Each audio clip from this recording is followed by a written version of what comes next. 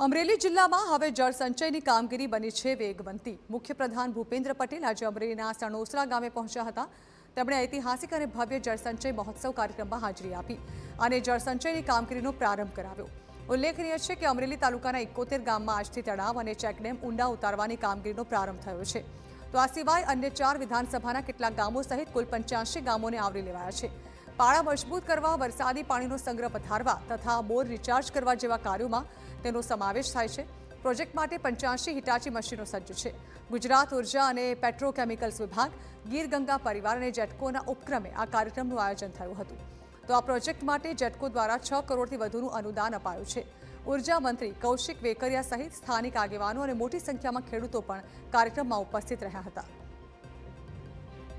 આજે 85 જેટલા તળાવો એક સાથે સીએમ સાહેબ દ્વારા આજે એમનું ખાતમુહૂર્ત કરવામાં આવ્યું છે અને 85 જેટલા ગામોને સીધો ફાયદો મળવાનો છે। 65 જેટલા ગામો અમરેલી તાલુકાના, બાકીના જિલ્લાના 20 જેટલા ગામોની અંદર આ હિટાસી મશીન મારફત દરેક ગામોની અંદર 600 કલાક જેટલો હિટાસી દ્વારા તળાવ ઊંડા ઉતારવાની કામગીરી કરવામાં આવવાની છે। ત્યારે રાજ્યના મુખ્યમંત્રી અને સરકારનો હૃદયથી આભાર માનું છું।